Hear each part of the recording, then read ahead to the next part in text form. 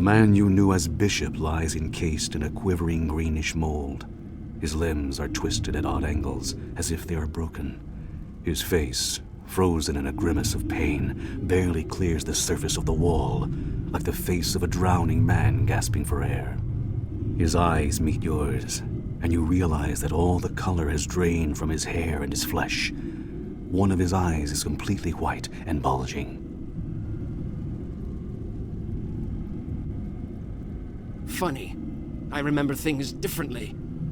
Halfway out of the temple, everything shakes, and 100 tons of rock fall on my head. Last thing I recall seeing were bits of my own skull. Who is this one? He speaks as if he knows you. And where's dear Casimir? Have you already traded up for this hag-spawned wretch? Or did you leave the paladin under a pile of rock as well?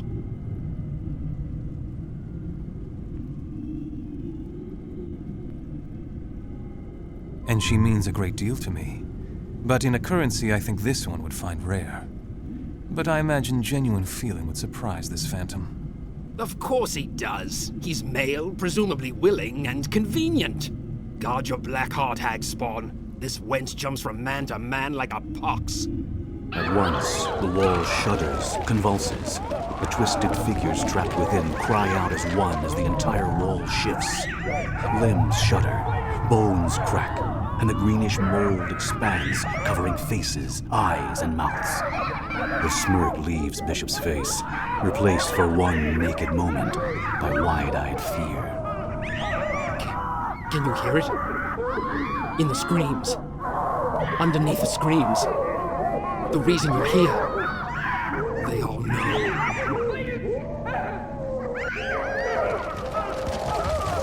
They've been here longer.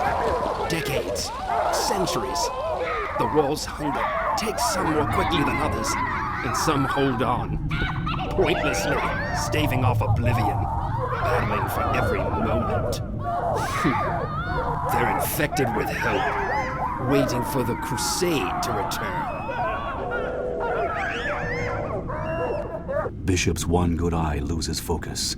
It seems to look through you, beyond you. The screams and cries of the other souls become quieter, as if they are suddenly listening to his words. It ended here. This wall. It hungers. It drains everything away. For a moment, Bishop's eyes seems to clear. He looks at you, takes in your face, as if for the first time. I saw you. Here. I saw you in the wall. Yes, you're right. It was someone else. You're a mask. Nothing but a mask. The wall shudders again, and you hear a sickening crack as Bishop is drawn further back into the wall. Green mold rushes in to cover his face and bursts forth from his mouth in a noxious plume. He's seen you. The god of the dead. They're coming. Again, the god of the dead. There is some game being played here, with ancient rules. They're coming.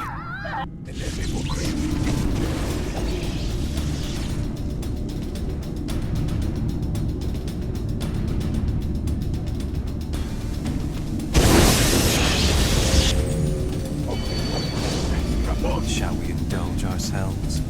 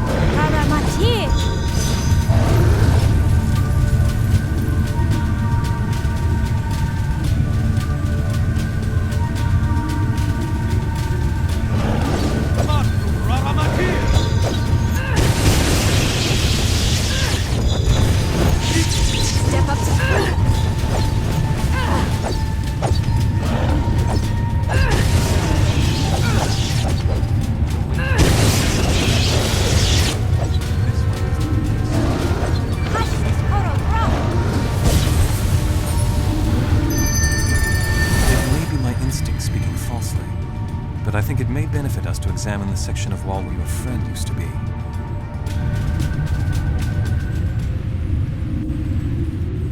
The noxious green mold has closed over Bishop's face and head.